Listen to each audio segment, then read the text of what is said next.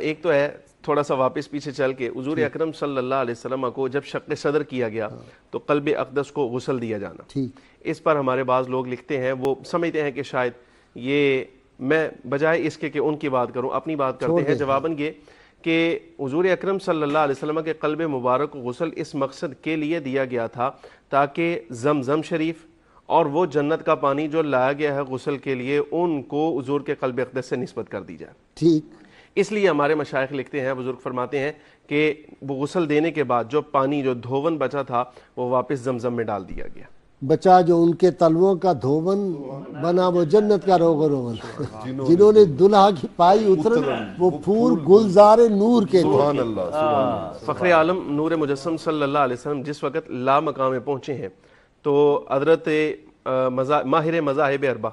علامہ عبدالوہاب شعرانی رحمۃ اللہ تعالی علیہ، شیخ اکبر رحمۃ اللہ تعالی علیہ کی عبارت کی توضیح میں لکھتے ہیں الیواقیت میں، فرماتے ہیں لا مکان کیا ہے؟ در حقیقت یہ وہ منزل ہے جہاں اللہ تبارک و تعالیٰ کی تمام تر صفات انوار کی صورت میں برستی ہیں۔ ٹھیک، یعنی وہاں صفت رحیم، صفت رحمان، صفت خالقیت، رزاقیت اور یہ جتنی صفات ہیں وہ انوار کی صورت میں۔ فخر عالم نور مجسم صلی اللہ علیہ وسلم کو اس منزل سے جب گزارا گیا تو یہاں سے گزارنے کا مقصد یہ تھا کہ جتنی صفات ہیں رب العالمین جل وعلا کی وہ سب کا پرتاؤ حضور اکرم صلی اللہ علیہ وسلم پر ڈال دیا جائے اور فخر عالم صلی اللہ علیہ وسلم کو اس کا فیض اور کمال عطا فرمایا جائے، اور وہ ہمیں زندگی میں نظر آتا ہے۔ آپ صلی اللہ علیہ وسلم اگر کون فرمائے کون سیفا تو وہ چھڑی جو ہے وہ تلوار بن جاتی ہے، یہ کون کے ساتھ تصرف ہے۔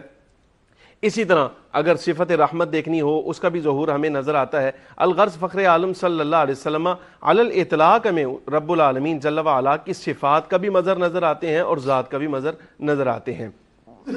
اچھا، اسی میں ایک بات اور کہ جس وقت فخر عالم نور مجسم صلی اللہ علیہ وسلم نے یہاں امامت فرمائی ہے انبیاء کرام علیہم السلام کی تو سرکار براق پر جو ہے سوار ہوئے اور سفر آگے شروع ہوا، لیکن انبیاء کرام علیہم السلام جو ہیں وہ پہلے آسمان پہ، دوسرے آسمان پہ، تیسرے، چوتھے، ساتویں آسمان تک وہ پہلے سے وہاں موجود ہیں اور ان سے ملاقاتیں ہو رہی ہیں، اور اپنی قبر میں بھی نماز پڑھتے اپنی قبر میں نماز پڑھتے بھی نظر آئے ہیں۔ لیکن فخر عالم، سوال یہ ہے سرور عالم صلی اللہ علیہ وسلم کا بعد میں پہنچنا اور ان انبیاء کرام علیہم السلام کا وہاں پہلے جلوہ افروز ہو جانا یہ کیسے ممکن ہے؟ اس پر ہمارے مشائخ نے لکھا، کہا دراصل حضور اکرم صلی اللہ علیہ وسلم چونکہ براق کی رفتار سے جا رہے ہیں اور حضرت ابراہیم و موسیٰ، حضرت عیسیٰ علیہم السلام یہ سب نبوت اور رسالت کی رفتار سے جا رہے ہیں، تو نبوت اور رسالت کی رفتار با اعتبار براق کی رفتار سے تیز ہے۔ اگر سرکار اپنی رفتار سے جاتے تو پھر فخر عالم صلی اللہ علیہ وسلم بھی ان سے پہلے جلوہ افروز ہوتے۔ پھر یہ ہوتا تیرے لیے ہر شب ہے مثال شب اسرا، تیرے لیے 2-4 قدم عرش بری ہے،